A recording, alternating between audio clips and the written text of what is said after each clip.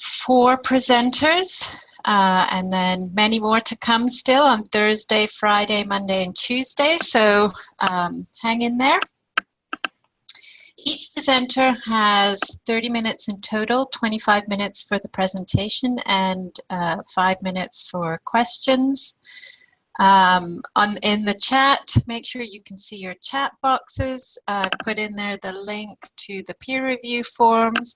Because we have such a large number, we would like to change the peer review evaluations a little bit this time round, so that you're not overwhelmed with giving peer reviews to all students. Pick the 4 people preceding you and the 4 people after you, so that you give a total of 8 peer reviews, please, so that students get enough information so that they can improve and know what to do better in future.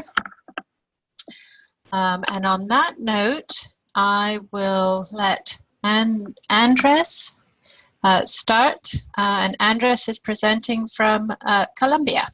So whenever you're ready, I'll start the timer, and I'll give you a chat notice when you have 5 minutes, 3 minutes, and 1 minute remaining. Perfect. Beth, thanks a lot for the introduction, and I'm ready to start now. So hello everyone, my name is Andres Vasquez. I am from Colombia in South America. Actually, I'm presenting today from Santa Marta in the north of Colombia. I have the pleasure to present my capstone project right now, which involves an important topic for the entire country, and it's what I wanted to work in during this master's in GIS. First of all, thanks to Fritz Kessler, my advisor, who has been a huge support for this project. And finally, sorry if I commit any grammar errors, because my first language is Spanish, so English is my second language. So my project involves the creation of a methodology to transform local elevation data into official elevation data for reservoirs in Colombia.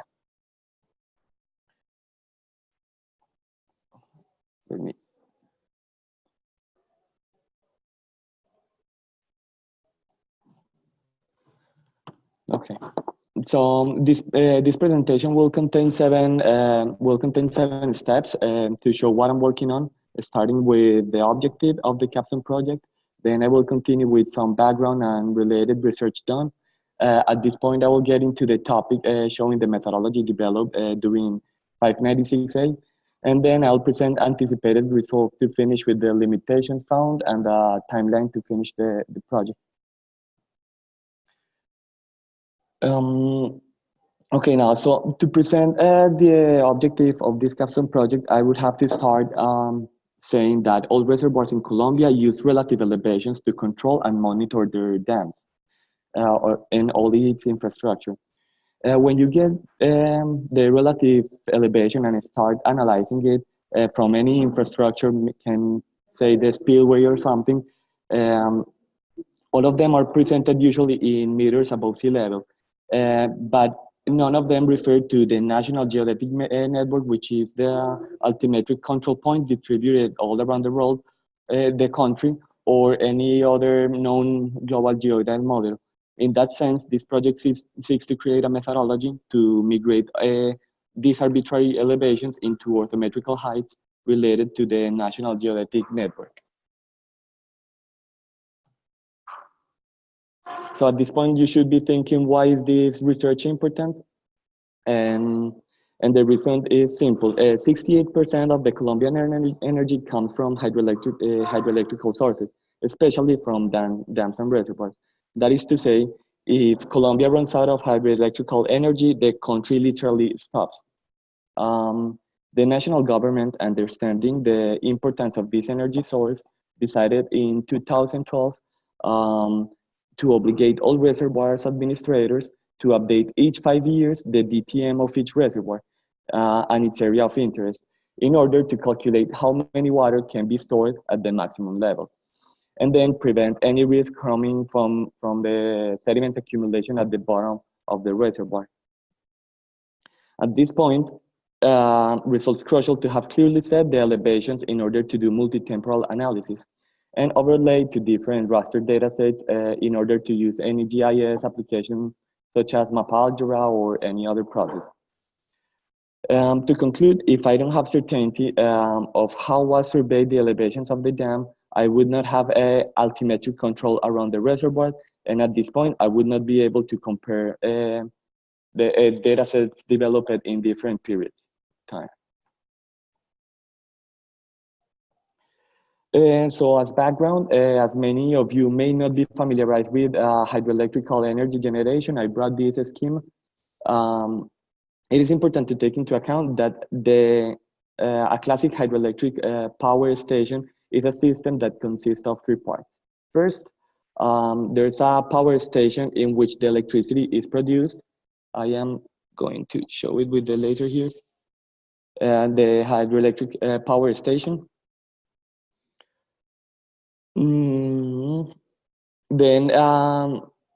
the second important part is the dam that can be opened and closed to control the passage of water. In this case, is what we call the intake channel, and finally a reservoir that can store all the water in the for the energy generation. So in that sense, the water behind the dam flows through the intake and presses against the blades of the turbine, which causes them to move. The turbine spins a generator to produce the electricity. The amount of electricity that can be generated depends on how fast the water arrives at the turbine and how much water moves through the system. The amount of energy that can be generated will depend directly on the flow and the fall of the water. Electricity can be transported by the long electric cables to homes, factories, and businesses. At this point, it's clear that the most important elevation at any hydroelectrical dam are the intake elevation and the turbine elevation in order to produce energy. So the intake is where the water just gets to the channel, and then the turbine, because of the gravity, starts receiving all this energy.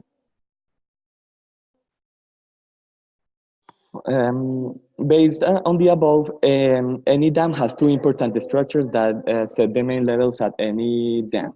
The first is the spillway, which is in the maximum physical level of water than a reservoir can store. And this spillway is built for safety in order to transport all water controllably back into the river instead of letting it overflow uncontrollably the dam.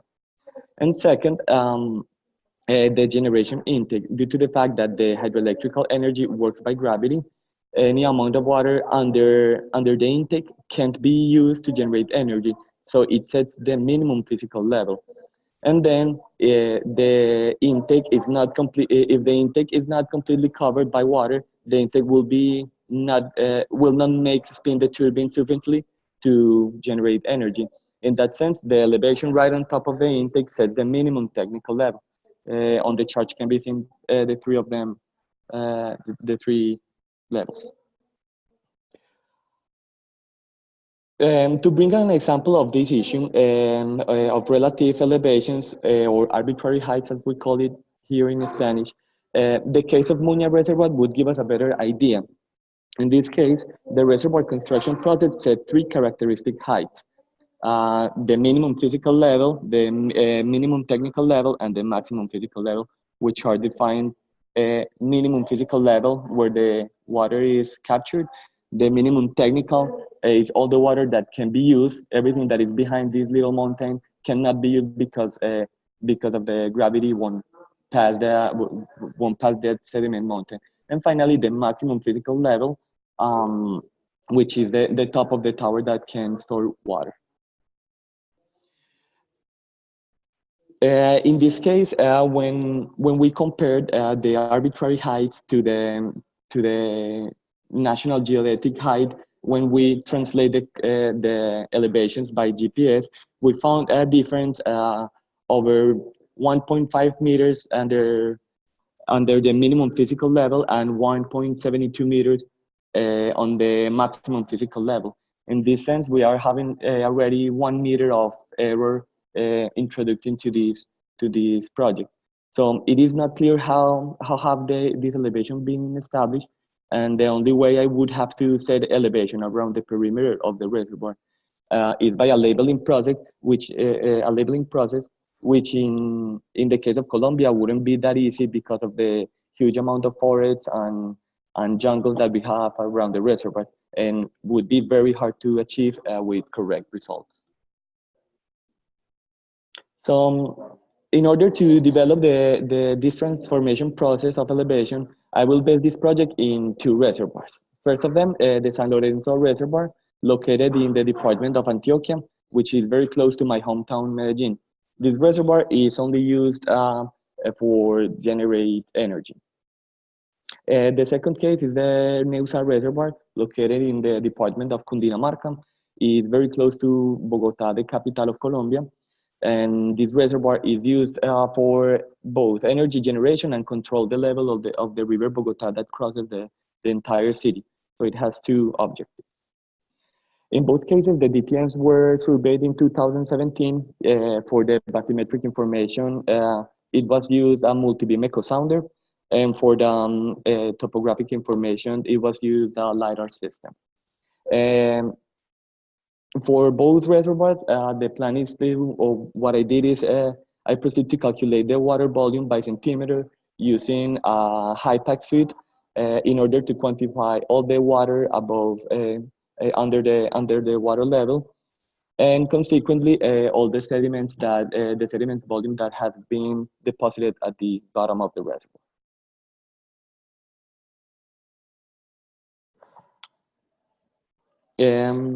In each reservoir, I transform the altimetric datums for from the ellipsoidal height used by the LiDAR and bathymetric surveys.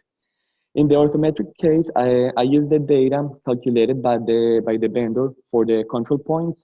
In this case, the vertical and the horizontal accuracies were calculated by GPS positioning base over one of the points of the National Geodetic Network, and a rover over the control point in the reservoir that was built. This reservoir had over 50 control points around the perimeter with this positioning process.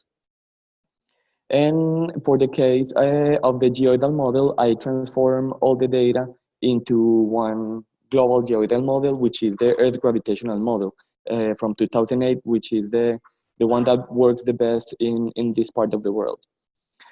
As can be seen in the results presented, the difference between orthometric and the arbitrary height on the spillway are over 9 meters for the orthometric case, and on the Earth gravitational model, it's over 7.42 meters. So at this point, it's very hard to understand how was calculated these arbitrary heights that they use for generating the energy. And finally, I proceed to calculate the water volume with the three data sets created. The ellipsoidal, that was the one right from the sensors. The second one was the orthometric data set, and finally the Earth gravitational model. And then I have three very different results for the amount of water. In this case, for example, the ellipsoidal model don't shows any water available at the minimum technical level, which is impossible because the dam is working right now. And then for the case of orthometric and Earth gravitational model, we have two different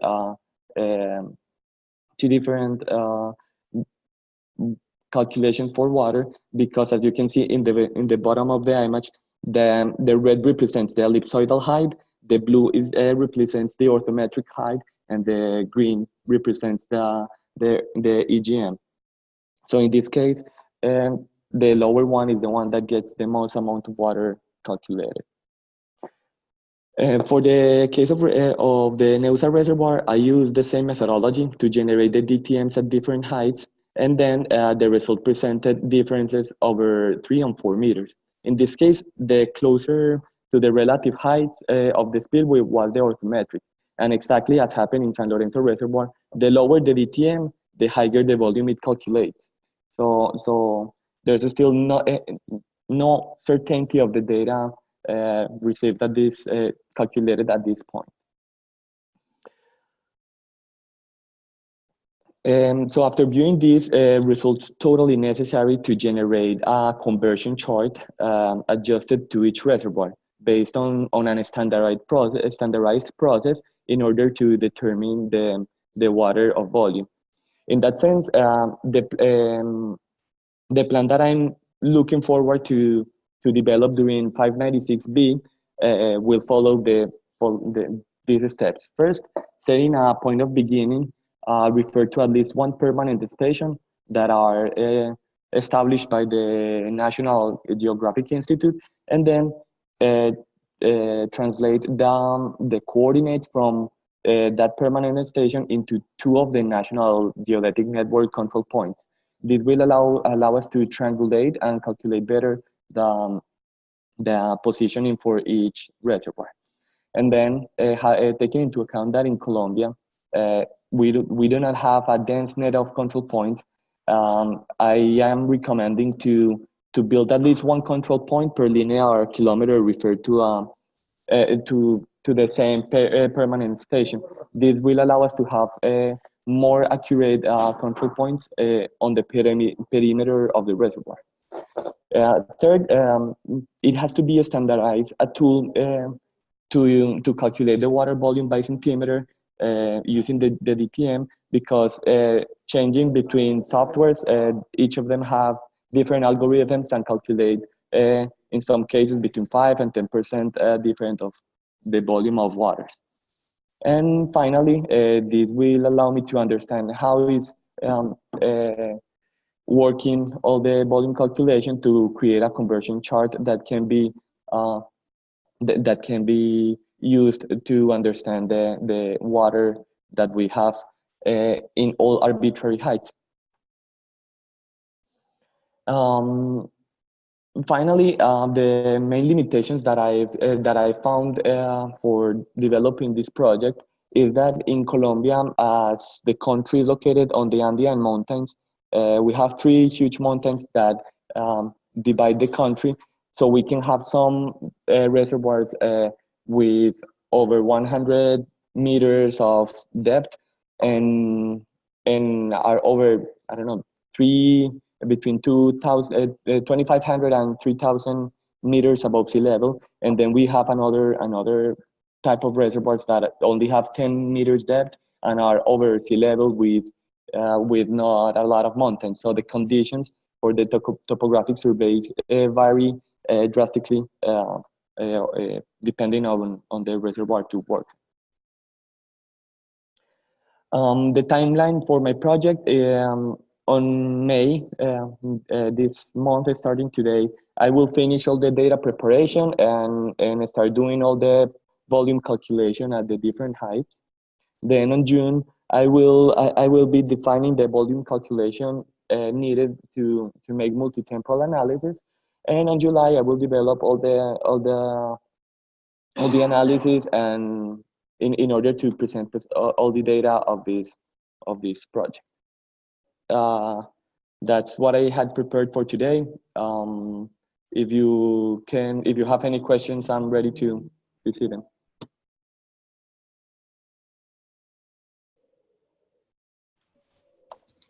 Any questions? There is already a question in the chat, so make sure you can see your chat window and read out the question, because we can't see the chat window in the recording. Thanks. Perfect. Let's see that. Will Colombian Public Water Authority people be involved in the evaluation and validation of results?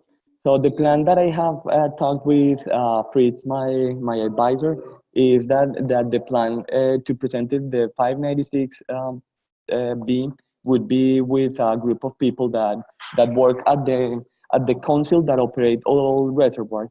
The plan is to take this study into their analysis in order to so they can standardize and start asking this methodology to all reservoir administrators,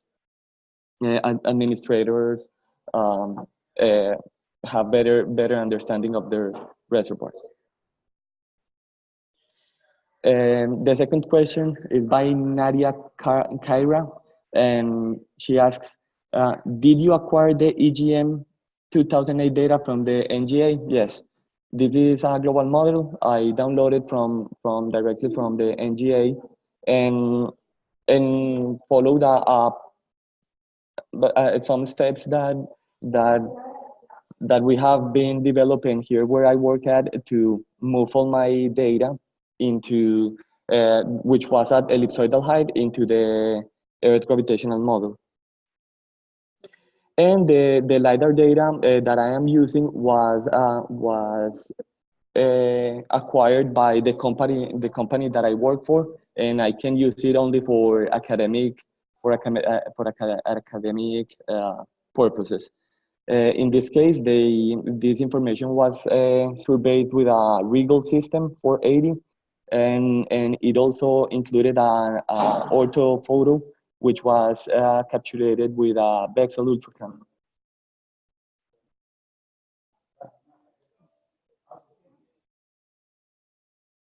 Is it clear, both of the questions that I have asked, I've answered? Yes, I think you did a great job with answering your questions. Okay, Rob Williams asks do you expect any differences between the two reservoirs? As I showed in the anticipated results, I am expecting differences in the results, starting because in one case, the volume, the closest to the arbitrary heights was the orthometric height, and in the other case, the closer to the arbitrary height was the geoidal model. So what I can conclude at this point is that the person who built the dam did not do a correct topographic survey to define the heights over the dam, and in that case, they won't be comparable with heights to the National Geodetic network.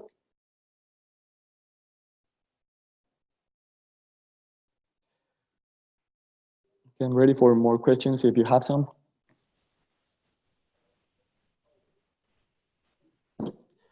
Nadia asks also, how big an area does the EGM model cover?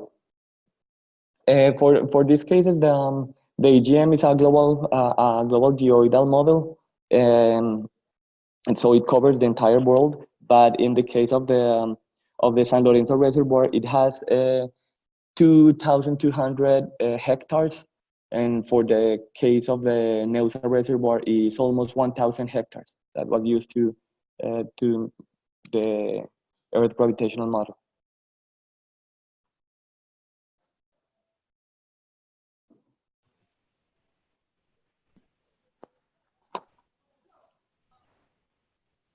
I think that's it for questions. That's great. You did a great job. Thank you very much. Thank you. Thanks for your time.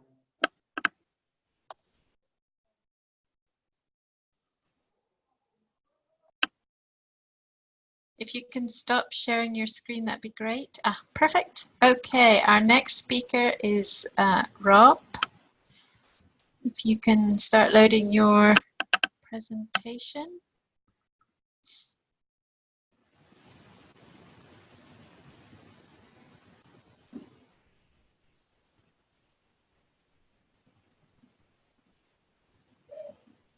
All right, I'm bringing it up. Can you hear me? Yes, perfect. Okay, stand by. Oops. Gotta get back on video.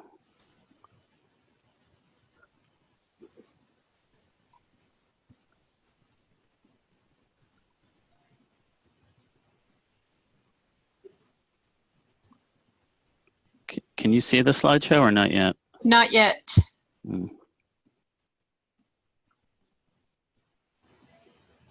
So let's see.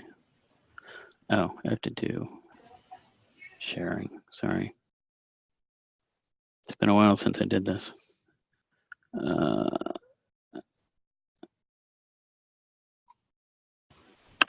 There we go. Okay. Now, can you see it in slideshow mode, or? At the No. moment, I don't think you have it in slideshow Okay, mode. here we go. Yes, now. Okay. Ready So to go? whenever you're ready, I'll put the Okay. timer on. Okay, thank you, Justine. Hi, my name is Rob Williams. My capstone project is going to focus on cultural heritage and specifically using augmented reality immersion methods to look at historic sites. My advisor is Alex Clapel, and a lot of this work stems from research he's done in his labs, which I'll demonstrate. The outline of the presentation, I'll give you some background and context, the motivation for why I'm interested in this project and why I think there's a compelling reason for pushing in this research in this area, and then to the usual project attributes such as the goals, my hypothesis, the methodologies and data that we'll be using, the schedule, and expected results. So just a little bit of context. In the world, in the United States anyway, for the cultural heritage, which also might be claimed as historic preservation, as I've discovered, there's two domains that the Park Service has created that basically all the US states and towns, communities adopt. So there's a notion of above ground historic properties and then below ground, and below ground meaning more regarding archaeology. And there's a set of practices around each. So there's methodologies, practices, best practice for these. And so the terminology is very different for structures that exist above ground. So you get into notions of preservation, rehabilitation, restoration, and reconstruction.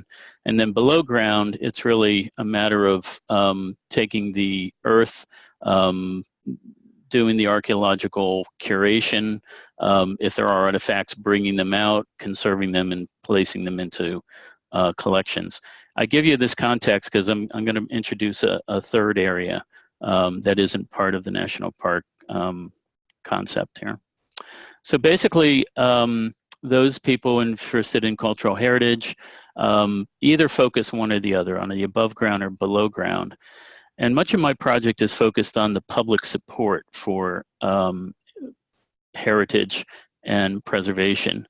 And so what people see is they see either older buildings, older structures that are standing, or perhaps there's ruins of buildings that existed before.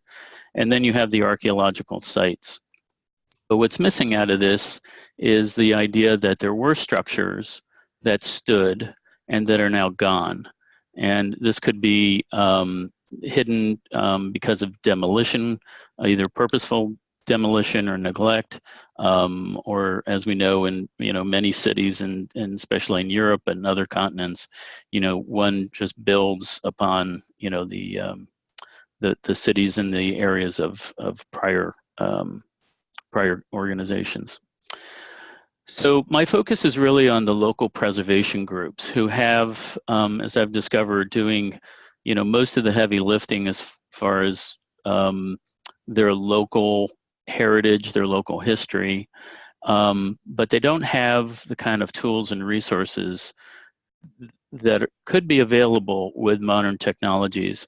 So above ground, they're doing tremendous work in these areas of preservation and restoration.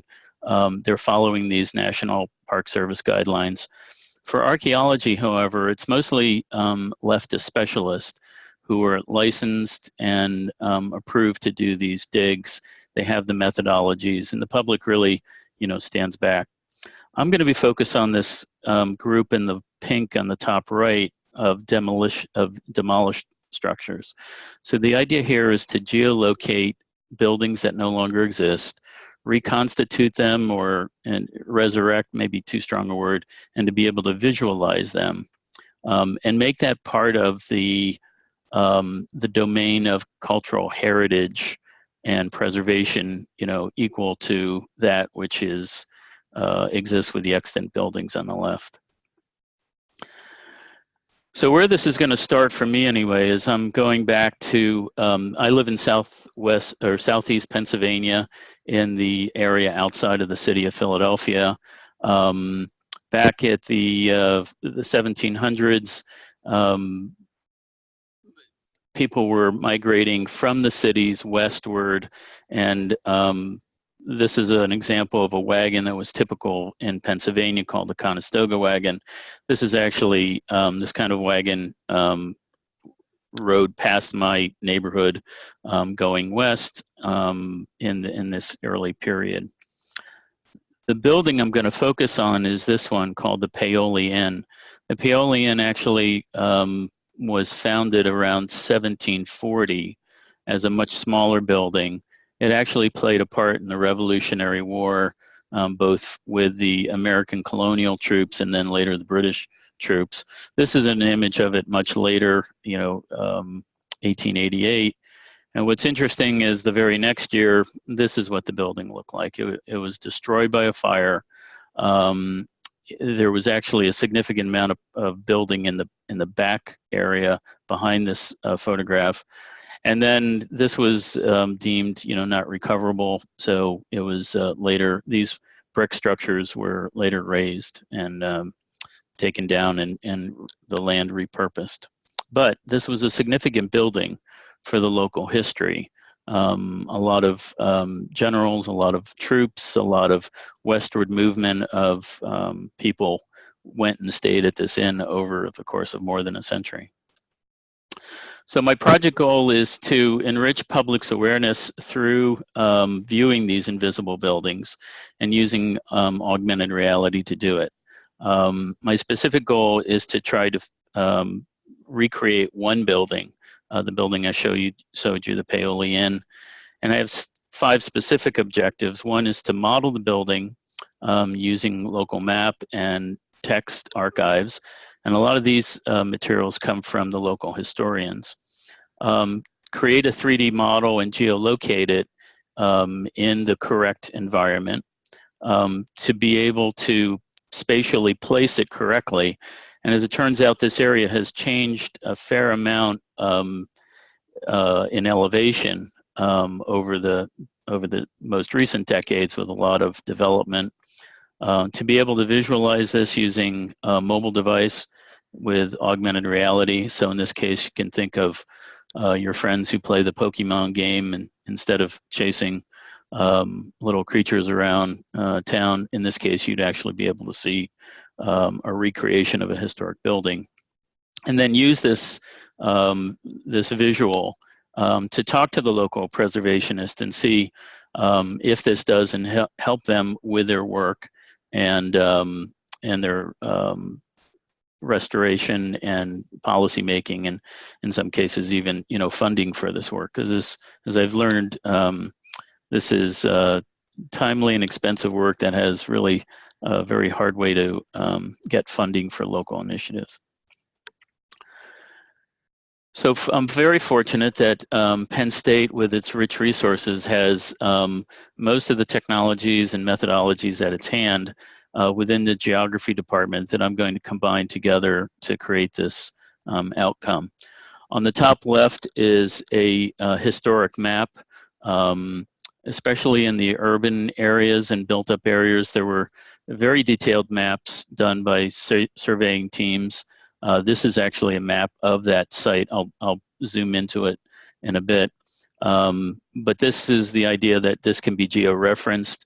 The Penn State Library map unit up there at State College has actually done a lot of work using fire insurance maps just within the last 3 years on this topic. In the bottom left is a work that was done in Professor Clappel's class that he offered a few years ago to create the 3D model and then overlay it on an orthographic image. This was actually part of the, this image is of a building on the State College campus. And then we used also some virtual reality methods to do a fly around to be able to look at all sides of that structure. And then last on the right is work that was done on augmented reality. In this case, this obelisk is a tall stone pillar standing in the middle of the campus, but here it's been recreated inside the geography department, inside one of the labs. And what you see is two instances of the kind of data that can be brought up. You can see a blue highlight of one of the stones in the center of the column there. There's a stone from every county in Pennsylvania that was used to build this obelisk. So you can see the 70+ counties in the map of Pennsylvania. You can see the blue square on top of Luzerne County where this particular rock out of the or stone out of the obelisk occurred. And then you can see also, like other AR applications, you can click in a different manner and bring up information about that stone. Using these same methodologies, it would be the goal of the project to be able to look at this Paoli Inn and to bring up some, metadata or other supplementary information. This is the kind of thing that I think local preservationists would be quite happy to have in order to tell their local preservation story. So this fits into a flow chart of the data to be acquired. I've acquired much of the data, especially the historic data. So there's two threads here. There's creating the georeferencing environment that's on the top with the image and the DEM and the historic maps, creating a raster for the terrain, and then georeferencing the historic map on it. The lower line of work is building the structure from these historical archives of photographs and text descriptions, building that model, and then bringing those two together, the georeference model, and then bringing it over to the AR application. There's a significant amount of verification needed.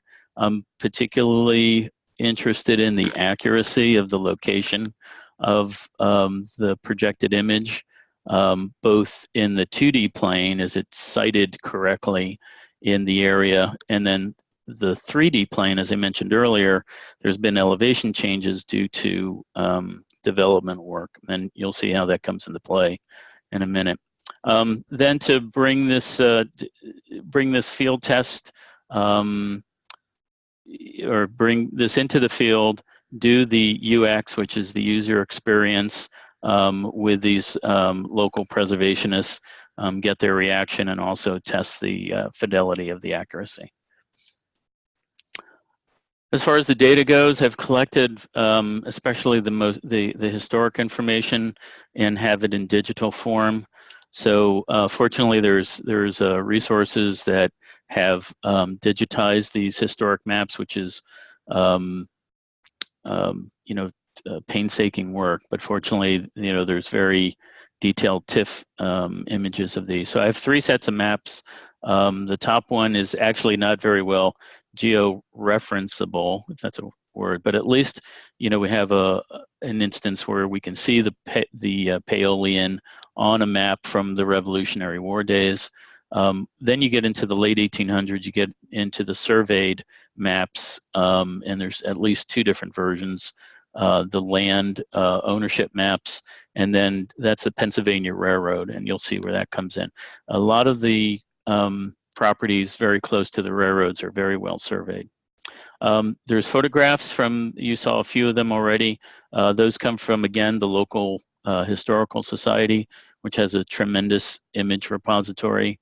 And then the story of the inn comes from a booklet that was created in 1915 with about 40 pages of description of the inn and its various owners and activities that happen there. So let's get into the details.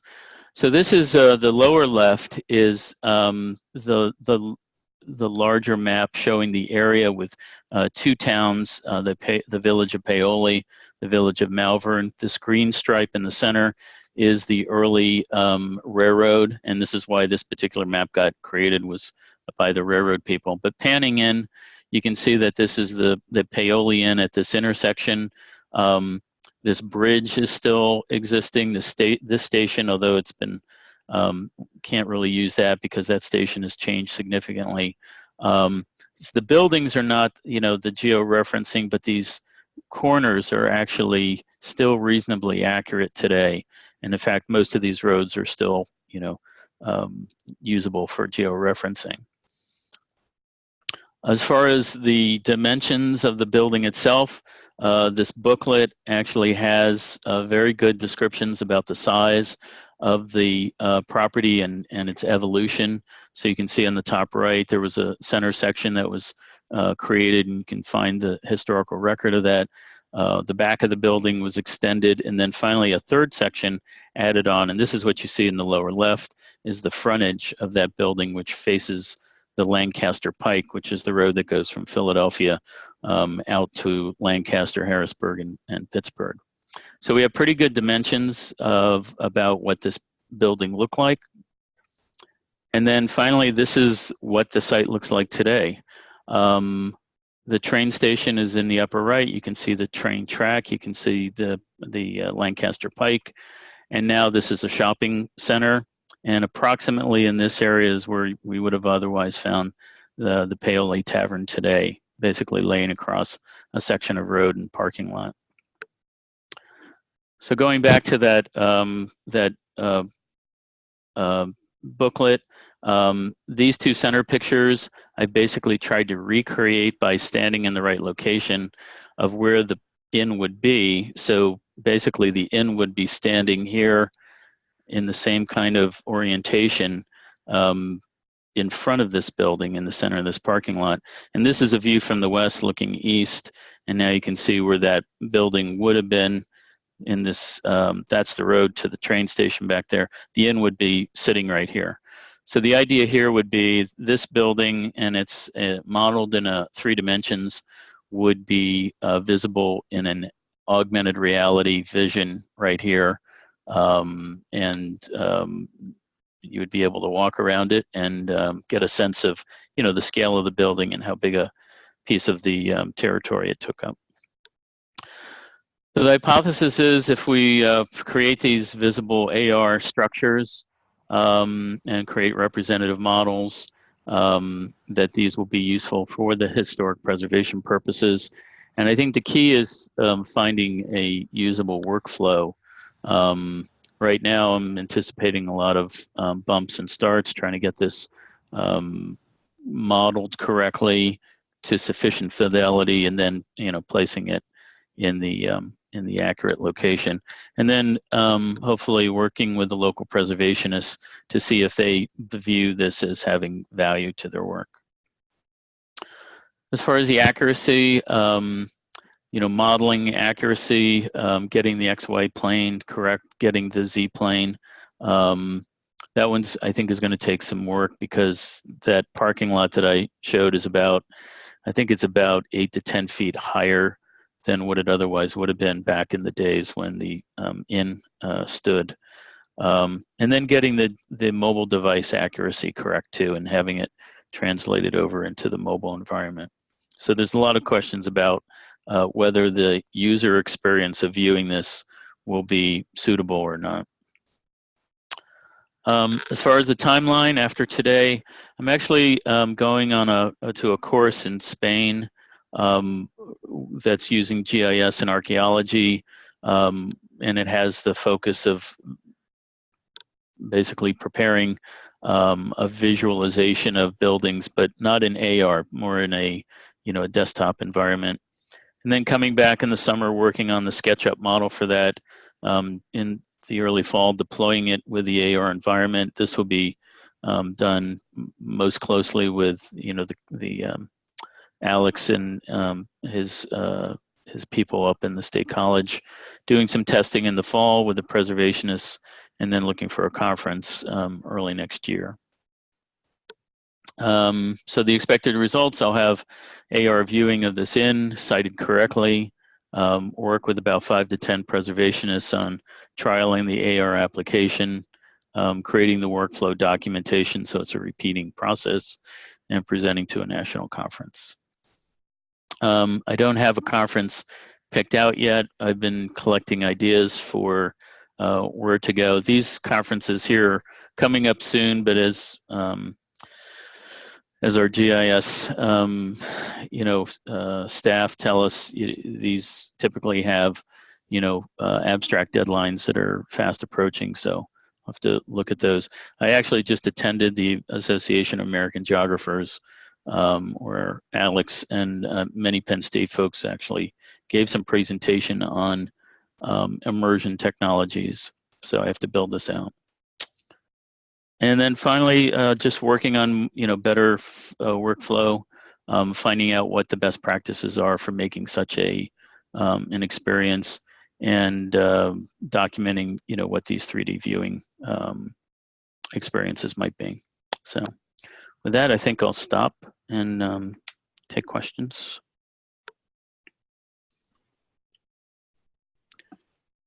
Make sure you can see your chat window. You already have some questions in there. Yep, I'm trying to get to that. Where'd it go?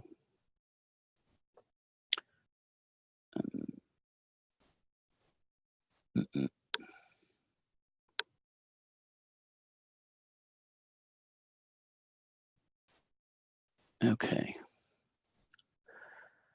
So Steve asks, are the techniques you're using similar to what the team tasked with restoring the recently fire-damaged Notre Dame? So thank you for asking that question. Oh, maybe I'm at the bottom. There is actually a lot of work going on, in particular with the heritage, the World Heritage sites.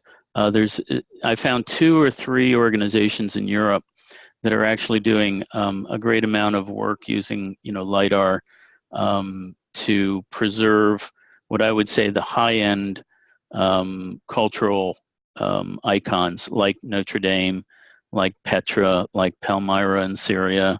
They are heavily financed and doing great work. My hope is that I will be able to provide a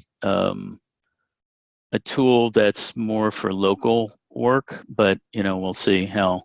I'm hoping I answered that question.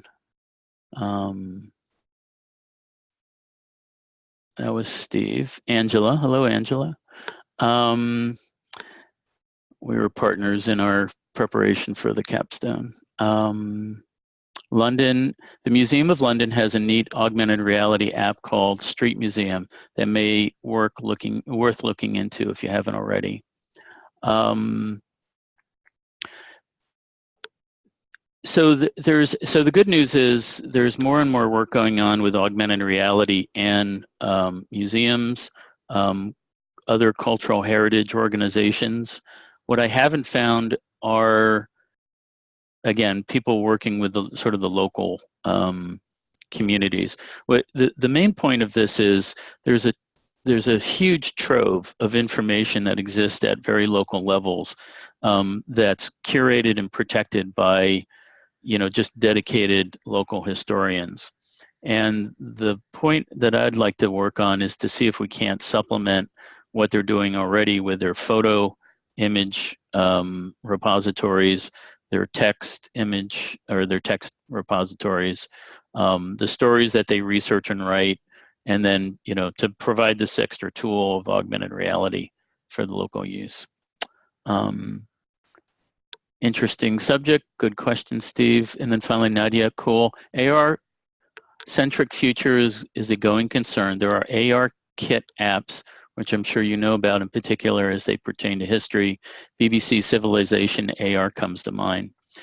There's also one that Google has done now, and I'm forgetting the name of that right now. But yeah, this is an area that's expanding. I think as Alex has cautioned me, the fusing this together from end to end is going to be tricky, and the amount of detail that is necessary. I'm not anticipating this to be the kind of high quality data that you get with a LiDAR kind of imaging that you see again in these interior shots or exterior when they take a drone and fly over a historic building.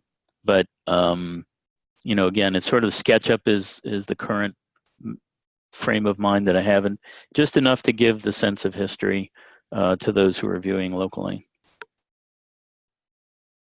Any other questions? If I would say, if you come across you know, historic cultural work that's being done in your cities and countries, I would certainly welcome you dropping me a line to tell me about that work, so that I can make sure we're complementing that work and not duplicating it. All right, Justine, anything else? I think that's it. Okay. I think Thank you've you, everyone. inspired a lot of people here with your AR stuff. Cool. We'll see Have how fun cool it is. working on it. Thank you. Thank you.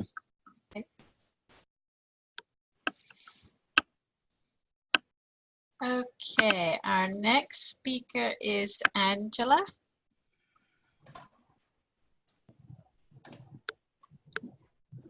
If you can get your presentation loaded up, I see it coming. Great. Yes, ma'am. Can you guys hear me okay? Yes, so whenever you're ready, go for it. All right. Hello, everybody. I'm Angela Bozeman, and I will be presenting on performing wetlands assessments with Survey 123. During this capstone, I will be converting the current paper forms to a digital and spatial version. The collected data will then be used to provide the users with additional capabilities. So what are wetlands? Well, according to the Florida Department of Environmental Protection, wetlands are areas that are inundated or saturated by surface water or groundwater at a frequency and a duration sufficient to support the prevalence of vegetation typically adapted for life in saturated soils. These areas include marshes, cypress swamps, wet prairies, the list goes on and on. Wetlands play a vital role in filtering water within a basin. Wetlands are also home to many plant and animal species that depend on them for survival. The Florida Department of Environmental Protection regulates the activities that alter surface water flows in wetlands in the state of Florida. Any work that's done in or near wetlands requires an environmental resource permit, which is also known as an ERP, which along with additional criteria involves evaluating the current land cover and the quality of each habitat type. These evaluations are important because they determine the amount of mitigation required for a dredge and fill project, or they're used to justify the number of mitigation banking credits that are allocated for wetland permits. The department performs wetlands assessments using a standardized process called the Uniform Mitigation Assessment Method, or it's also known as UMAM. The Uniform Mitigation Assessment Method, can you guys see this screen here? Sorry if it's in the way. The Uniform Mitigation Assessment Method is incorporated into Florida's administrative code and provides guidance on how wetlands are to be evaluated. This process uses a two-part form for qualitative and quantitative characterization of each wetland within the project area. Much of the qualitative form is able to be filled out in the office. The assessment is done using a desktop GIS to view aerial imagery and vector layers. The quantitative assessment is performed in the field where staff look at multiple different criteria and determine the score fit for each wetland and on occasion upland on the site. Some of the questions within the Part 1 form, staff can answer using a desktop GIS. These include determining which water basin the assessment area is within. Staff can use the hydrologic unit code basin layer to either visually or spatially determine which basin the project falls within.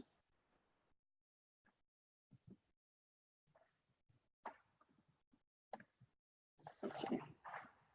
This is also true for determining the connectivity to other land features. Layers such as the statewide land use and land cover or the National Hydrography Dataset can assist users in qualifying its geographic surroundings. The bottom portion of the form is typically filled out in the field based on the on-site anticipations and observations for wildlife utilization and additional notes related to the area. For the Part 2 form, users travel to each wetland and determine the extent to which fish and wildlife may utilize the wetland based on nearby land use, connectivity, and upstream conditions. They also collect information related to the inundation period and quality of water during inspection. Finally, users determine how well the community composition matches up to what you would typically expect to see within a wetland or upland of the same type. This includes low incident of invasive plants and natural regeneration. Each of these categories, location and landscape support, water environment, and community structure, are scored based on a 0 to 10 scale, with 0 being the lowest score.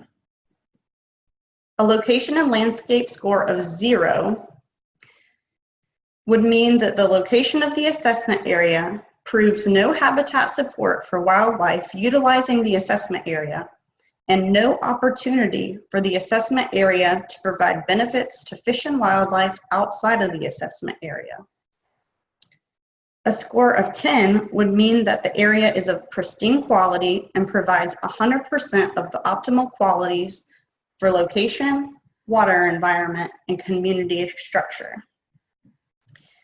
Intermediate scores represent the percent reduction from optimal ecological value. For example, if a score of 7 is given, it represents 70% of the optimal function. There are 2 conditions which the areas are scored on: the current condition and a with impact or with mitigation evaluation. The with score is based on a perceived outcome based on the planned alterations or improvements. Once the location and landscape, water environment, and community structure have been scored for current and with impact or with mitigation, the overall assessment score can be determined. The overall score is the sum of all scores divided by the total possible score of 30 for wetlands or 20 for uplands. Uplands are only scored with 20 total points as the water environment is irrelevant.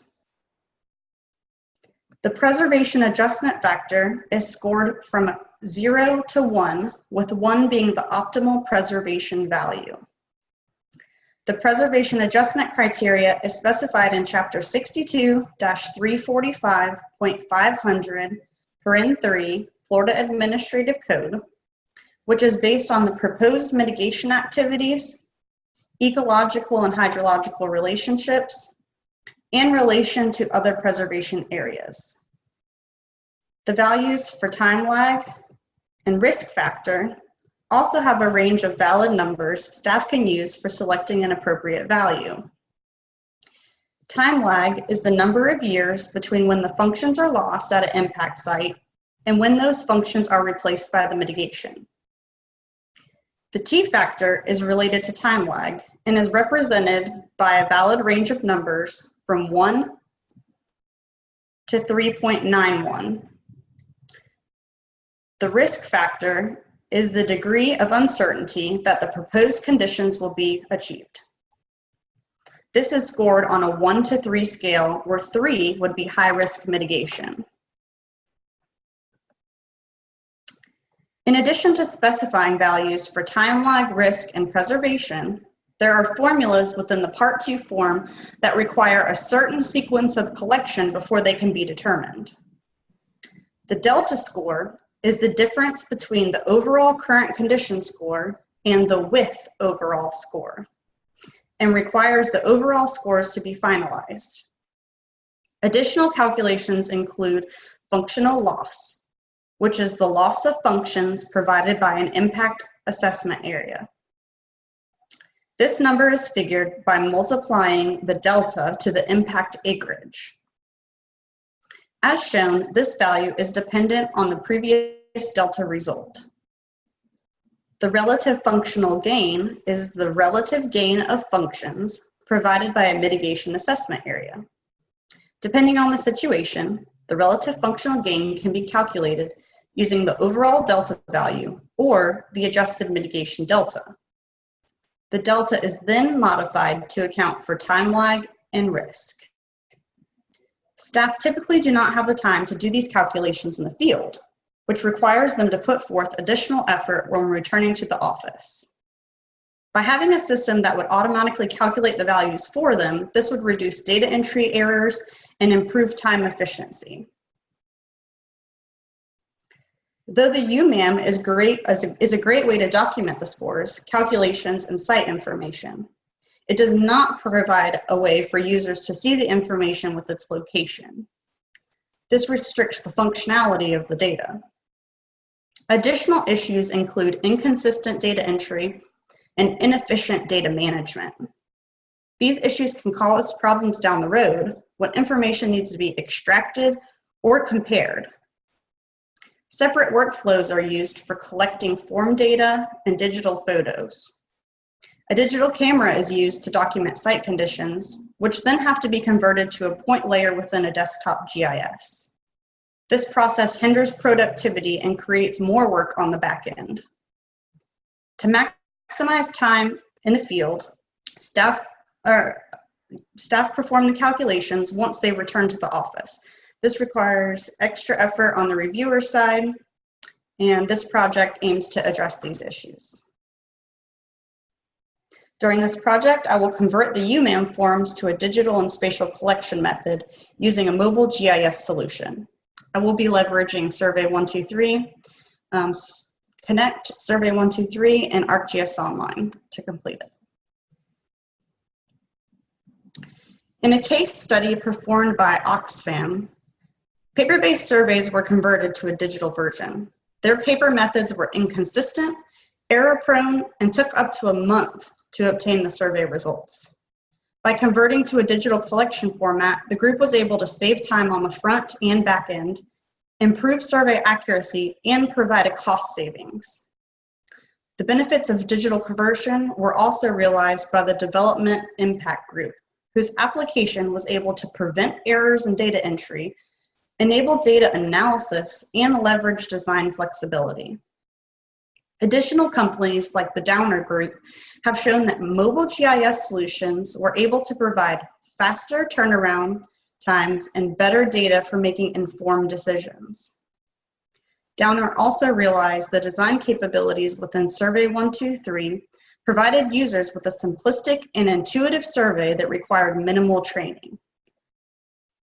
Their application was designed to only offer users questions that were relevant to them, making their collection more efficient. By associating a location with their survey, they now have the ability to detect data trends. Storage and connectivity were also considerations when researching this application. Though mobile devices can be limited with storage space, mobile applications such as Survey123 allow for near real-time syncing so that internal storage is not an issue. Many times, staff have to work in remote areas, so having the option to continue work while connected or disconnected is very important. When utilizing a disconnected workflow, external storage space may be necessary. Through these capabilities, staff can have the flexibility to work seamlessly no matter the solution.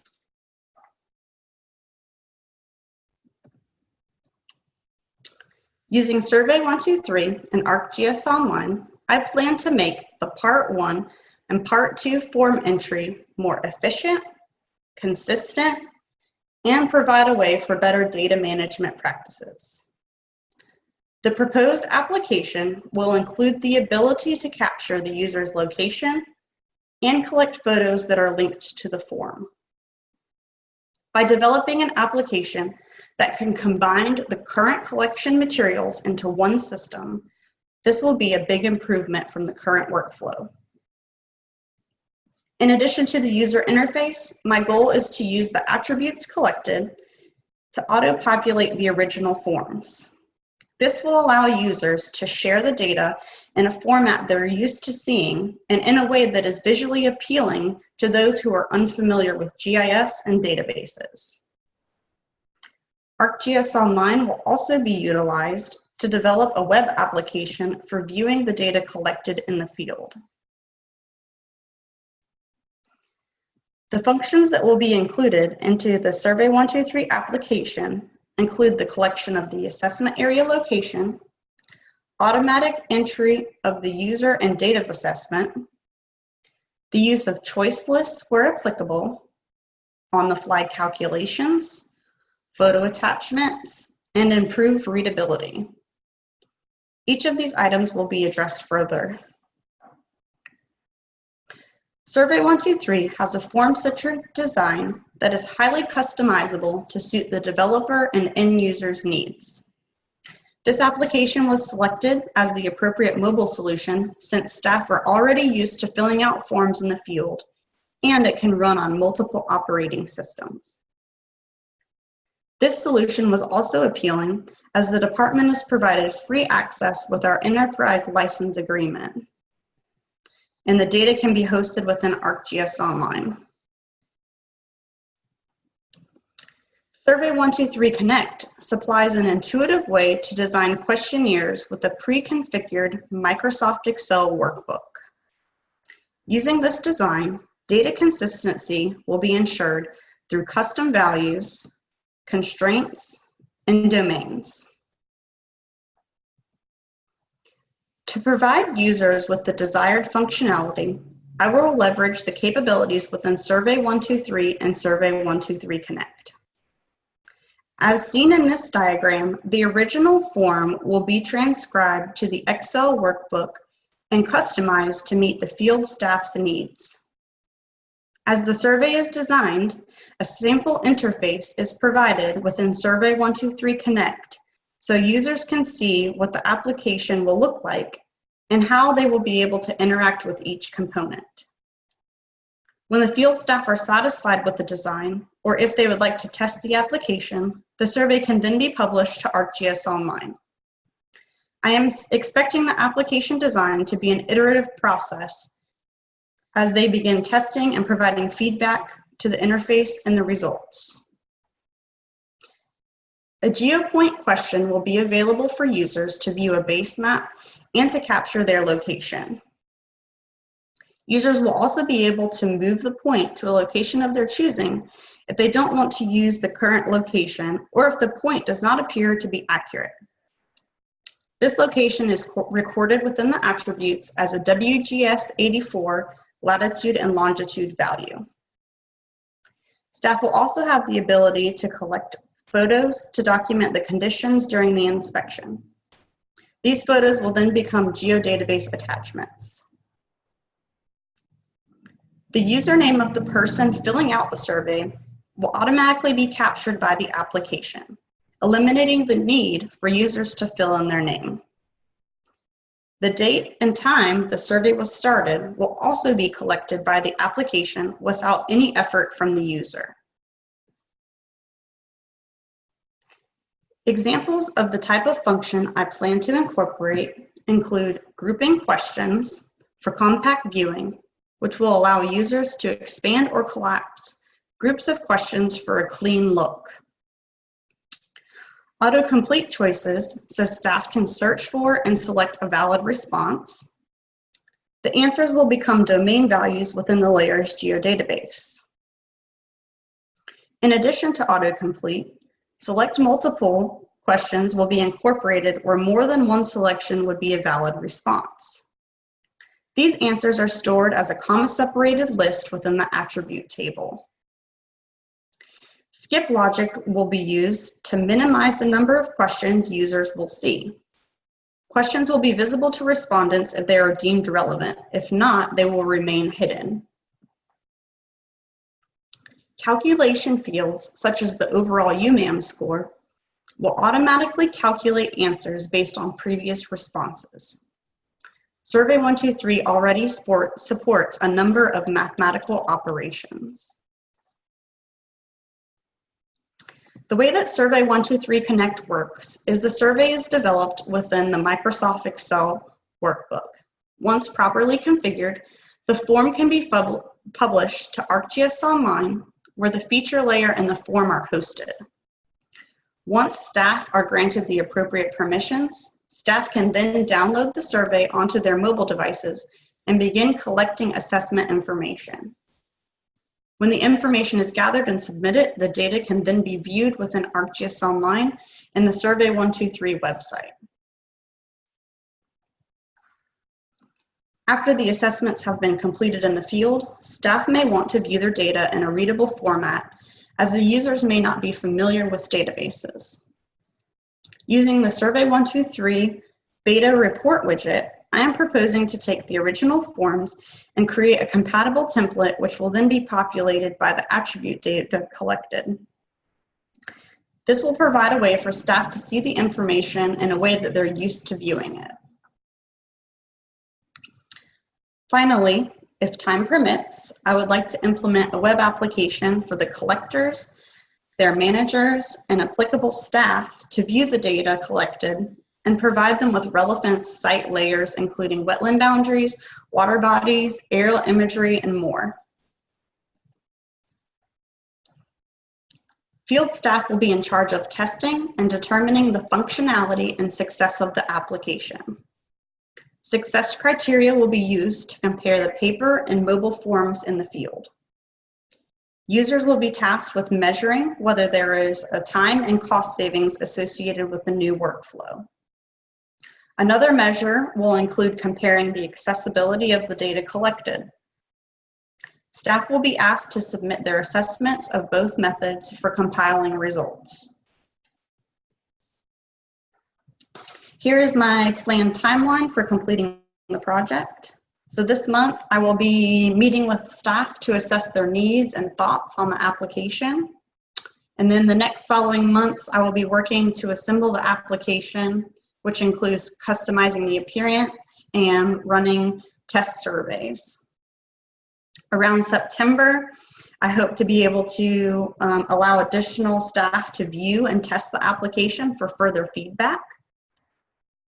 The report template should be developed as soon as practical after the application is established, which will be near the end of September or maybe into October.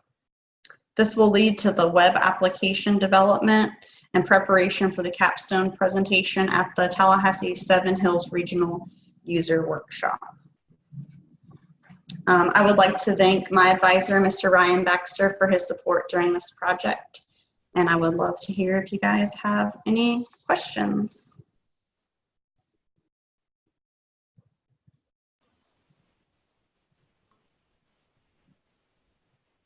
Okay.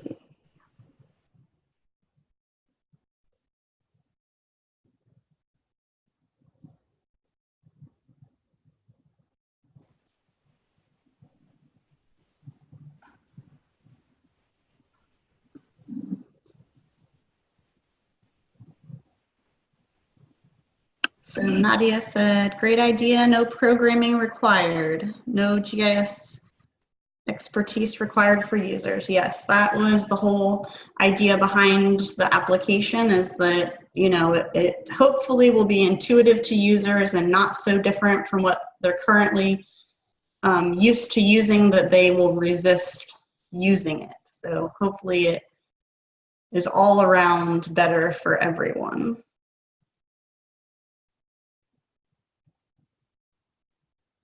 So for Ron asked, just curious on the T-score you mentioned on time, how is it calculated? And I'm actually not exactly sure how they calculate that value.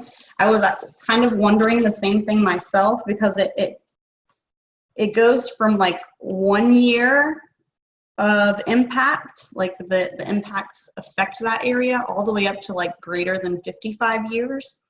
And so somehow that number is, somehow somebody figured out how the T-factor relates to that number of years that the impact has effect on that area. But I'm not real sure, Ron.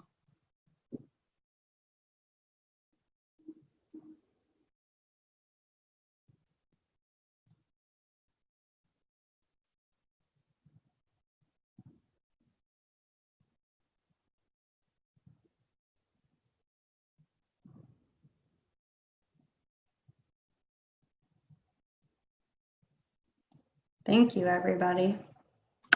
Any other questions? One last question from Jennifer. It says, have you considered using this in conjunction with collector? I haven't considered it at this point, but in the future, that definitely could be something that could be implemented, where the field workers would be able to see wetland lines or you know, maybe nearby land uses or things like that in relation to their location. So that's definitely something that could be implemented later on. But at this point in time, I haven't considered it for this project. Thank you for the suggestion, Jennifer.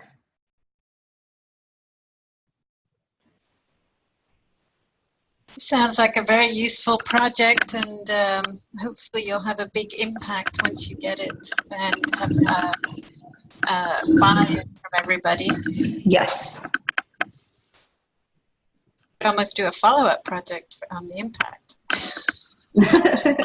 Absolutely. Anyway, thank you very much. We'll move on to our last presenter. And that is David. If you can load up your presentation, please. Super. Whenever you're ready, go for it, and I'll put on the timer. So you have 25 minutes of presentation and 5 minutes of questions.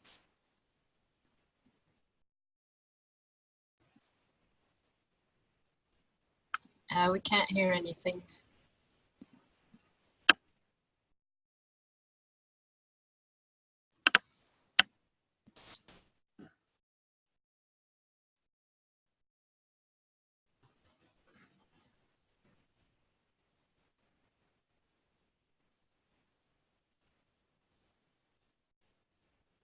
Can you hear me now? Yes. Wonderful. All right, we're on the clock. Go for it. So good afternoon, everybody. My name is David McIntyre, and thank you for presenting in this presentation on Flying the Family Farm. As I look out my window right now, it's 73 degrees, the sun is shining, the pasture is growing, so it's a good day. And I'm the only thing standing between you and lunch, so I will get started.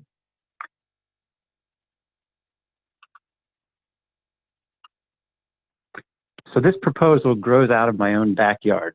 Literally, in 2014, my wife and I purchased our first home, a small, overgrown, somewhat dilapidated former dairy farm that had not been productive in quite some time, with the vision of converting it into a rotationally grazed, pastured livestock operation and raising our 2 boys here on the farm.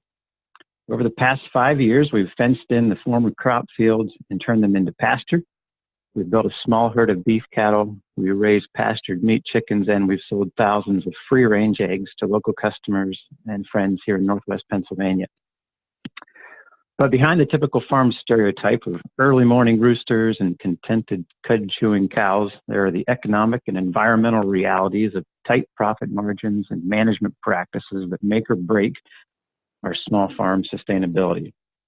So the intent of this proposal is to evaluate remote sensing as an additional tool for graziers who seek to make objective, data-driven decisions on their farms, leveraging the latest technology to augment or improve traditional management practices. So the intent of this proposal is to use small unmanned aerial systems utilizing multispectral sensors to collect data on pasture to determine forage health and nutrition density in a management-intensive grazing system. By comparing simultaneously collected ground-based measurements on the plants and soil of both the study and adjacent control fields, this research seeks to find correlation between all the outcomes in order to better understand where remotely collected data offers an investment-worthy advantage for the farmer and where traditional ground-based methods are sufficient in making the best management decisions. And the picture here just shows the difference between two different management decisions. Regardless of the method used, however, and quoting John Kemp here, who's the founder of Advancing Eco-Agriculture, testing, not guessing, is the rule to success, and there's no way around it. You can't make data-driven decisions without data. There's data collected on the ground, what I'll call traditional methods, and data collected remotely, or airborne methods. And there's the time it takes to do either one. With traditional methods, you had the options of good, fast, or cheap, but you could only pick two. We want to see if UAS can provide a way to hit all three of these, or at least make fast quality a little bit more affordable than the high cost of boots on the ground labor. So in order to make sense of this proposal, you need a basic understanding of what management intensive grazing actually is. It also goes by other names like rotational grazing, mob grazing, holistic grazing, but generally they're the same. We could start by explaining what it's not. It's not concentrated animal feeding operations, or CAFOs, where animals are living on concrete and eating commercial feed mix out of a trough. And it's not simply putting animals out in a big field and letting them do their thing either. If you look at the graphic here, it shows the continuum of grazing systems. The system on the left, continuous grazing, is a management system where livestock is given unlimited access to a large pasture for the entire season. On the far right is a management-intensive system, where livestock is moved frequently from one small subsection or paddock to another. The pictures here show what we are striving to achieve. High density, which are lots of animals in a small area, short duration, a given section is only grazed for a few hours at a time, and long recovery. Each section is given enough time, weeks or months depending on your climate, for the forage to fully recover before it is grazed again. The rotation through the farm is generally determined by forage regrowth. So why go through all the effort? After all, it's much easier to turn animals into a large pasture, let them graze all summer, and then round them back up before winter. While detailing all the benefits of MIG is well beyond the scope and length limitations of this proposal, the outcome of rotational grazing includes, but it's not limited to, things like healthier soil, better forage, increased animal capacity on the land, reduced or eliminated erosion and runoff, healthy animals, more nutritious meat, and on and on. MIG, however, is not without its challenges. Confined livestock will seek out their favorite plants and ignore what we'd consider less desirable species. They overgraze what they prefer, often resulting in pasture dominated by weeds, thistles, and brush that move in to replace the weakened, overgrazed preferred forage. This is commonly observed in conventional pasture and illustrated in the picture on the left, where livestock selectively eat their favorite species to the ground, and large clumps of weed increasingly take over the landscape, as contrasted with rotational grazing on the right. In an ideal world, each paddock will be uniform in size, forage, and topography. Then you could simply divide your farm into 30 paddocks and graze your way to profit as you repeatedly rotate your livestock around the farm. But of course, it's not that easy. Different parts of a pasture contain different soil types, growth rates, forage species, and topography, all of which influence when and how it can be grazed. So farmers employing this holistic grazing strategy rely on a number of ground-based measurements to determine how they can optimally graze their pastures. This is where the worlds of traditional field measurements and UAS-derived metrics intersect, which is the intent of this proposal. There are a number of ways that farmers monitor the health and vitality of their pastures. Frequent measurements and careful record keeping are keys to making objective, data-driven decisions. Otherwise, as quoted before, you're just guessing, and that's a quick way to bankruptcy. So the chart you see here is from Troy Bishop. He's a grazing specialist and known affectionately as the grass whisperer, and a presenter at a recent farm workshop I attended. Part of his success is taking many measurements and carefully tracking his pasture and animal performance over the years to optimize his land use and remain sustainable as a pasture-based farm enterprise. For those of you not familiar with multispectral data, here's a quick primer about what it is and how it's used in monitoring vegetation. The top left graphic shows the visible light spectrum that you and I can see. These wavelengths between about 400 and 700 nanometers are visible to the unaided human eye and include the primary colors of red, green, and blue, and every combination in between. Multispectral imagery, in the context of this proposal anyway, look a bit further up the spectrum and includes infrared light, just above what we can physically see. Vegetation absorbs and reflects these wavelengths in unique ways, as depicted there in the top right. They are unique to each plant species and unique to each vegetative state, and much more. White Oak Pastures, about 90 miles north of Tallahassee, captured multispectral data on one of their pastures and shows how it can be rendered there on the bottom of the screen. As you can see, this data shows more than the unaided eye can see. For example, those long, dark green lines show the paths of where pasture broilers, or meat chickens raised on pasture, have been grazed, and the exceptionally healthy vegetation that followed their fertilization. And we witnessed the same thing here on our farm where the pastured chickens have been raised. So entire books, papers, and classes have been devoted to multispectral data and how it's presented and utilized in different ways. But I just wanted to show a handful of ways that the values for the different wavelengths of light are combined mathematically and the kinds of information that can be derived. Now these are from out of New Wales, Australia, but the principles are all the same. We'll pick a couple of them out here. NDVI, Normalized Difference Vegetation Index, contrasts the red and near-infrared bands of light reflected from the plant leaves. And it's a general indicator of canopy density and is frequently used to distinguish live green vegetation from soil.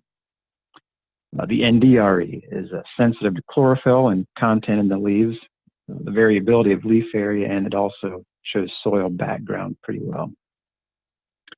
And near-infrared reflectance, which vegetation appears brighter and non-vegetation appears darker.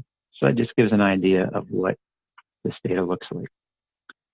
Now, there's been a lot of research performed and papers written about data collection on various types of vegetation, from traditional ground-based measurements to remotely sensed data from autonomous aerial platforms.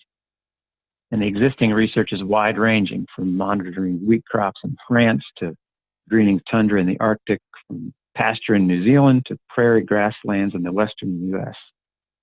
And the means of data collection is also wide-ranging, from broad area climate data collected via satellite to low-altitude drone imagery monitoring forest health. Agriculture has been a significant driver in data acquisition via UAV platforms, with studies spanning multispectral measurements of soil organic carbon on barley fields to LiDAR-derived biomass of pasture. The image that you see here is from that study, where researchers used LiDAR to measure levels of biomass and grazing in pasture. The forage height, or sward height, was measured before and after cattle grazed and shows how much forage was utilized while they were in the paddock. While there's been considerable fieldwork and scholarship on the subject of UAS-based vegetative analysis, many papers and reports are relatively sparse in specific details of how the research was actually carried out, what practices were utilized, and how those parameters were determined to be optimal. So that leads us into the first of our twofold objective of this research proposal, and that is to analyze at a minimum the ideal flying height, flight line overlap, and ground control target size. So for example, flying heights are to be tested at 200, 300, and 400 feet. And image overlap options we'll look at are 60, 70, 80, and 90%. We want to see what combination provides the best compromise between quality and efficiency. The lower you fly, or the more overlap you have, gets you more data, but it takes longer to fly. And there's a trade-off there between data and cost. Each of these unique parameters will be analyzed to determine the minimum standards to collect quality data that proves valuable for the stated intent of the study. In addition to discovering the ideal parameters for the study, I hope to provide a well-documented starting point for future students employing similar platforms and sensors in their research. The second half of the two-part research goal has to do with identifying correlation between UAS-derived data and traditional ground-based analysis. The primary measurement taken by nearly all graziers employing a management-intensive strategy is forage height. The key metric is one of the most frequently discussed and hotly debated topic at rotational grazing workshops and in pasture-based publications. However, in addition to that measurement, the intent of this research is to look beyond that single metric of forage height and perform the traditional ground-based means of monitoring pasture health, which were listed a few slides ago. Metadata for each of these unique measurements will include survey-grade GNSS positions for subsequent mapping and analysis. The data collected from the UAS platform will include traditional RGB or true color photography for generating an orthomosaic base map, as well as multispectral data that can be used for a wide variety of analysis.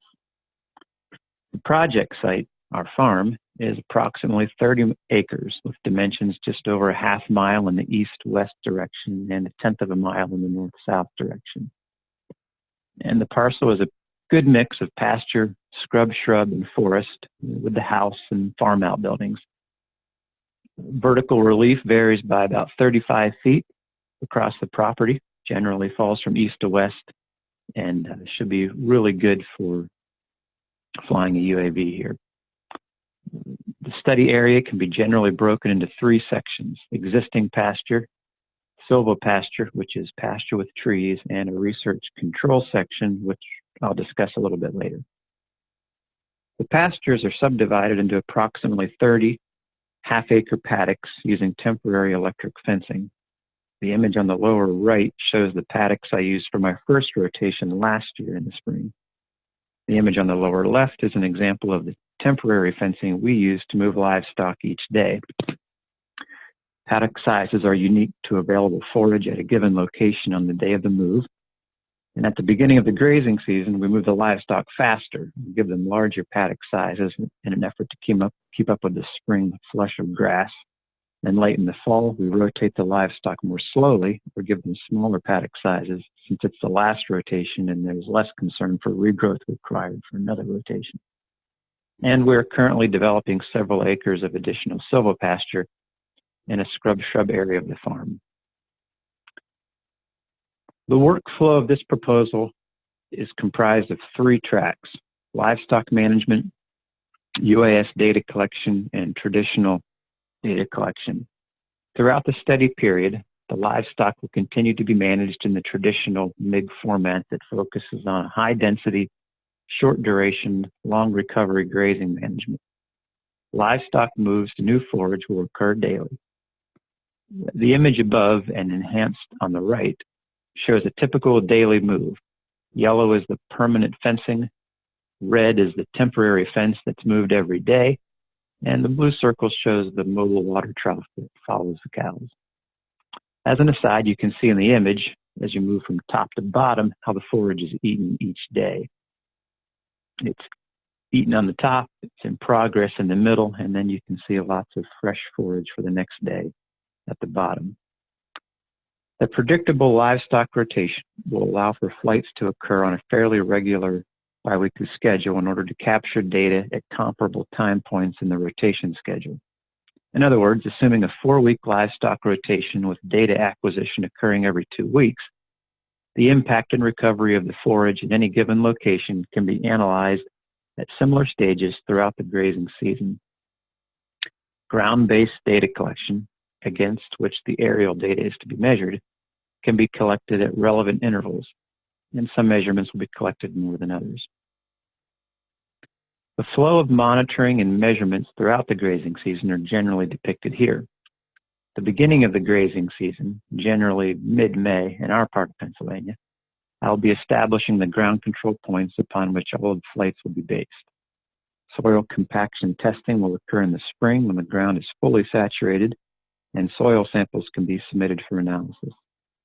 Each flight will result in a true color orthomosaic to serve as a backdrop to the data and the farm GIS, along with multispectral data collection.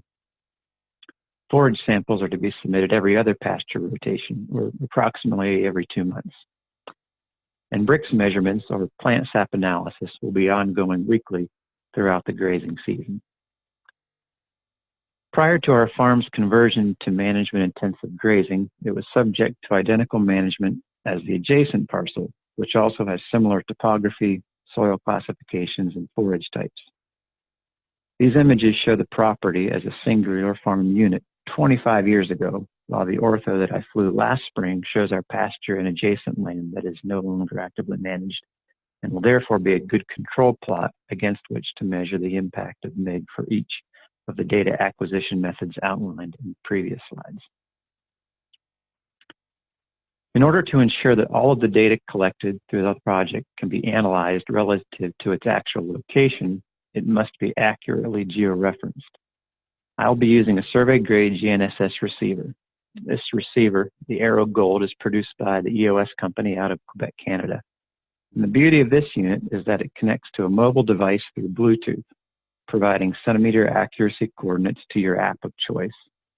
I've tested this unit extensively on traditionally surveyed control points in the table on the right, and it's consistently in the range of 3 to 7/100ths of a foot, or 1 to 2 centimeter accuracy, which exceeds the accuracy requirement for this project. The UAV platform that will be used to fly this project is a DJI Matrice 600 Pro. This is not the quadcopter you fly around at family picnics. This is a hexacopter, 6-rotor pro-level drone that can handle a whopping 13-pound payload of sensors. The multispectral sensor at the heart of this project is the Red Edge, produced by MicaSense out of Seattle. At maximum legal flying height, it captures multispectral data at 8 centimeters per pixel. With granular data like this, coupled with centimeter GNSS, individual plant species can be identified and mapped. And I'd just like to take a minute and acknowledge Doug Miller's group, the Penn State Mobile Geospatial Systems Group, for providing the platform, sensors, and pilots to accomplish this research. This is not something I'm currently able to do on my own, so I'm indebted to them for making this possible. And the picture that you see there, they just sent over for me to include in the slide. So that's the actual unit we'll be using. One of the unique capabilities that really sets the MicaSense Red Edge apart from other sensors is the ability to capture 5 narrow spectral bands: red, green, blue, red edge, and near infrared. We're especially interested in that narrow wavelength band around 700 nanometers called red edge. As you can see on the chart, the red edge is the middle of that steep band where things really start happening in terms of vegetation health. Of all the multispectral data we'll collect, this is the sweet spot where we anticipate the most value. As previously mentioned, the goal of this research is to determine if there is a correlation between traditional ground-based measurements of pasture health and the data acquired through UAS platforms and sensors. It is expected that there will be commonality between both of them. The health of its pasture, its ability to produce nutrient-dense forage repeatedly throughout the grazing season, has historically been defined by this forage health and soil vitality. If the multispectral data can be used as a proxy for pasture health in a MIG system, it can be scaled up to larger acreages where ground-based sampling is difficult due to size, access, or safety issues. On the other hand, if the UAS-derived data is merely an indication of pasture health that provides no additional value beyond traditional sampling methods, it can settle questions of investment in UAS for smaller-scale farmers who are deciding whether or not to spend the capital on a UAV and the associated sensors. I'm excited to see what this research reveals as we combine data sets from airborne sensors with ground-based measurements to determine the value of UAS and multispectral data in the context of pastured, grass-fed livestock. My hunch is that the UAS will not replace the ground-based measurements. Those will continue to be necessary for the foreseeable future. But I do think that we will see enough correlation between the data sets to justify their use in making data-driven decisions, especially on operations where ground-based monitoring is too difficult or expensive to perform at optimal frequency. The ultimate goal in proving this concept on my own farm is to share this with the larger agricultural community in general and the pasture-based farmers in particular. There are a number of organizations and groups throughout the state who endeavor to provide education to farmers employing management-intensive grazing. Penn State Extension, Project Grass, and the NRCS among others, are doing their part to help agriculture move in a direction that's better for all of us. The benefits of properly managed pasture-based agriculture to animal, environmental, and human health are generally accepted. The increasing number of farmers who are adopting this management system is encouraging, but their long-term sustainability is determined in large part on their ability to make objective decisions based on good data. I hope that this project will, in some small way, help build on what these organizations have started and have done for me and my farm to support the move to a healthier, more sustainable food system. Before I close and take any comments or questions, I would like to thank my advisor, Doug Miller, for his tireless efforts in bringing all these pieces together through his mobile geospatial system group.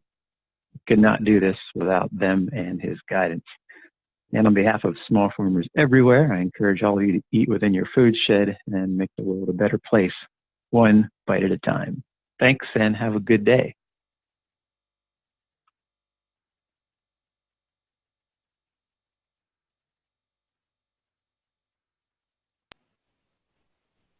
Any questions, please put them in the chat window. You have one comment already.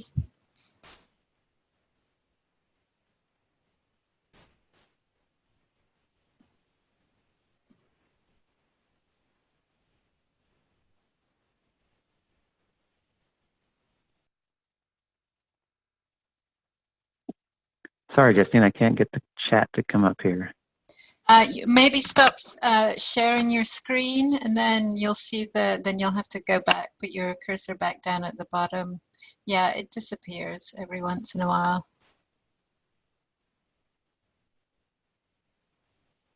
Yeah, there you go, chat Zoom. Does that say chat Zoom? Let's see. It says quit Zoom. Maybe stop sharing your screen, and then yeah, now go back. There we go. Yeah.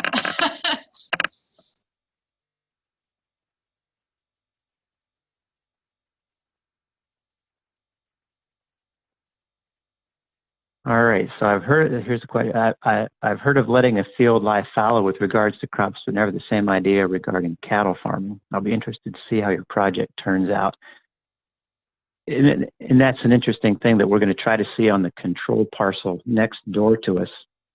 We've been grazing, rotational grazing cattle on our farm for the last 3 years, and the adjacent parcel has had no management whatsoever. So we're going to be interested to see what the soil and forage analysis look like across the fence and compare the results between the two to see what's changed and what the impact of our management decisions have been.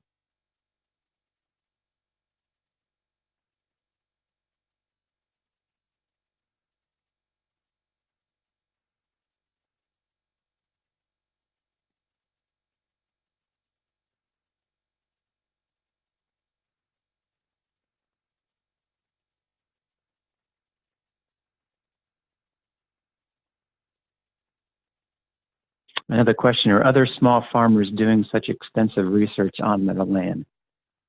There are a handful of farmers in the grazing groups and so forth in Northwest Pennsylvania, Western Pennsylvania that are doing a lot of different research. No one else is utilizing UAS that I know of. White Oak Pastures in Alabama, or Georgia rather, is the only one that I'm aware of. And they're simply using, I shouldn't say simply, they're only using RGB true color and a little bit of multispectral. And this study we're focusing on multispectral because that's what I can't see when I fly it. So with a traditional camera. So hopefully we'll have something new to share with the community.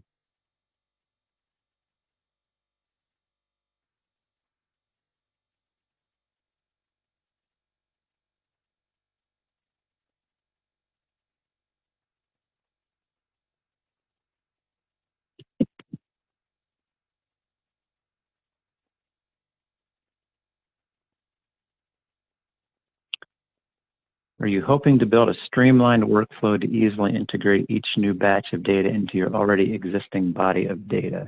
Yes, that is definitely something we're building, and there'll be a lot of data coming from a lot of different directions. So we'll be working to streamline that and make that as digestible and presentable as possible.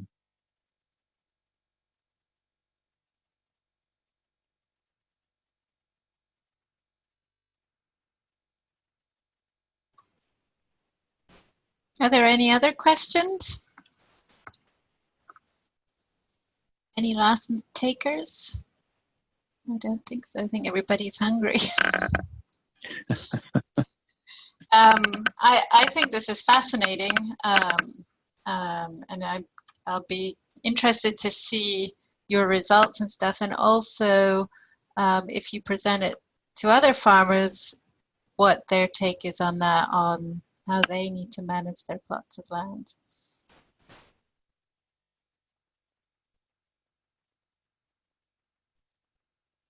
We're excited to see as well.